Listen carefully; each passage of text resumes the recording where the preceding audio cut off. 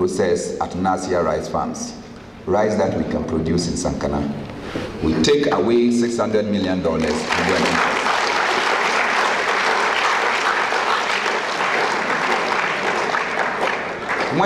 When you import rice, $600 million US, the little economics I understand is that you have exported employment worth $600 million to those countries and created a vacuum of unemployment worth $600 million in our country.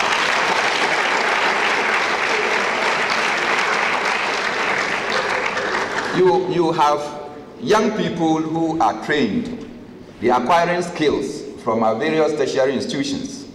And we want them to apply their skills. And yet, as a nation, we fly away capital and impoverish our own people. This is not the Africa we are looking up to, and certainly this is not the Ghana that we are looking up to.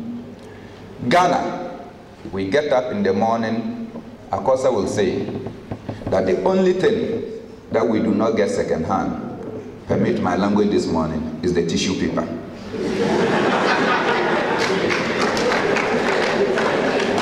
But it is not because we cannot, we don't want to import it. It's because there is no second hand of tissue paper. And so when we import almost everything, our governments are busy.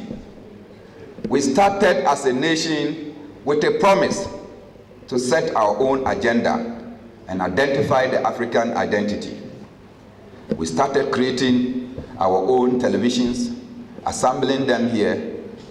We started doing all manner of things, and today Ghana cannot claim that we have led the powerful African Renaissance.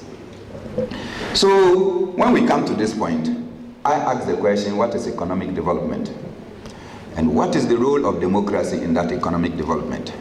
Particularly if one considers that now devastated Libya, whether they had a democracy or not, that every student who wants to attain education could get education. And that if you wanted to school outside of Libya for further studies, as soon as you got out, you had $2,500 per month as stipends paid by the Libyan government. And that even if you wanted to marry, newlyweds, as soon as they got married, they were given $65,000 to start life with. And that every Libyan will have access to unfettered accommodation, something that a country like Ghana is struggling as we have Sodom and Gomorrah. And that there are houses that are put up for people that are yet to be born to come and occupy. And that doesn't constitute democracy. And so I find it difficult. So we are just opposing democracy in Libya with democracy in Ghana, where majority of our people cannot get places to stay. And what our government can introduce is affordable housing, and now STS that is in limbo, or the leg has even broken. And yet in Libya, they don't have democracy, and they have built houses for the future generations so that people can occupy. In Libya, people can attain education and get everything free. In Ghana, we do not have. We pride ourselves. And when you see all this, and some people somewhere decide that the wealth is theirs, and then they have to control the resources of another country, they begin to say you are not democratic. What happened in Libya is no different from what happened in Iraq. Because we know that in Iraq, the refrain was that Iraq was harboring weapons of mass destruction, and so they were going to get weapons of mass destruction. When they got to Iraq, there was not even a bread knife. They did not find a knife to peel oranges. Instead of admitting that they have deceived the whole world, they said Saddam Hussein was not a democrat, and therefore he must be murdered. In Libya, an uprising that started with armed rebellion, they expected a responsible government to tolerate it. That in Ghana, if tomorrow the people of Sankana decide that they are going to rebel, and they start with guns, and they start firing every installation around Sankana, the government of Atta Mills will be tolerant because the people are expressing their right to free shooting.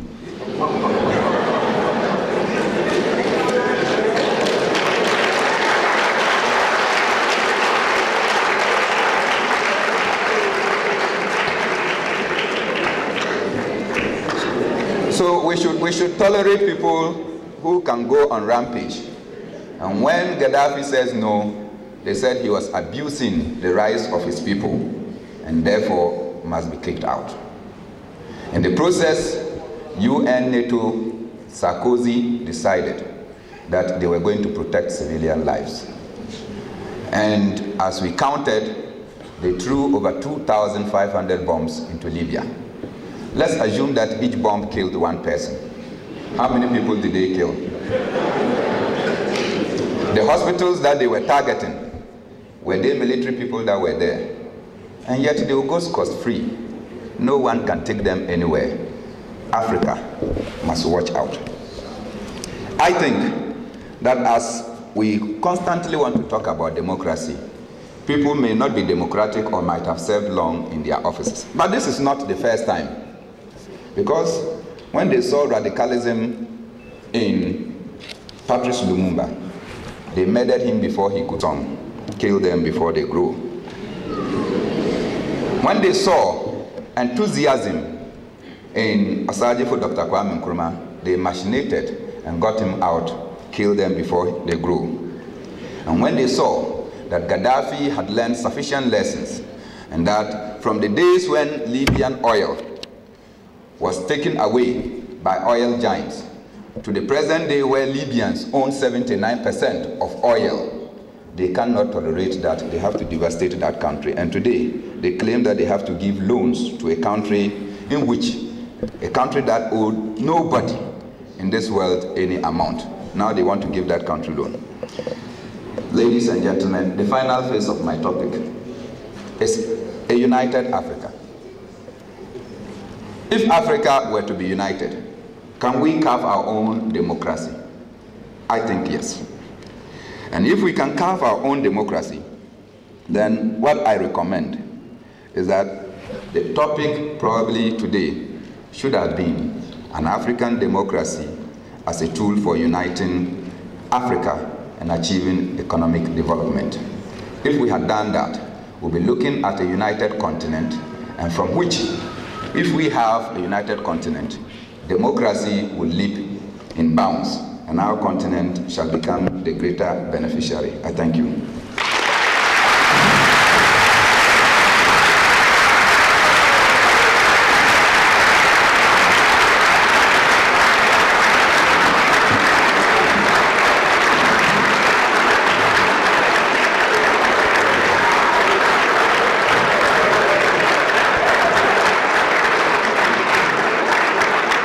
I told you, they are powerful speakers.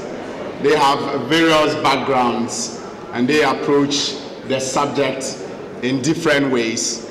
And I'm sure that we are inspired and fired to do greater things for this continent of ours. Bernard Mornah is the General Secretary of the People's National Convention. He's running for re-election. Wish him well. And remember him in your prayers.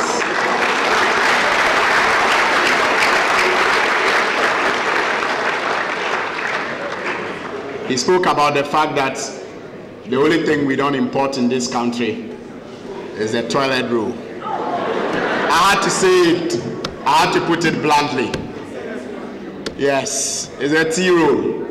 And we don't do that because it's unavailable. The second hand is unavailable. Maybe we would have.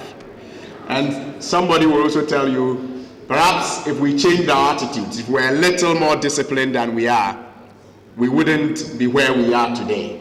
And that the only laws that work in Ghana is the use of public latrines, male and female.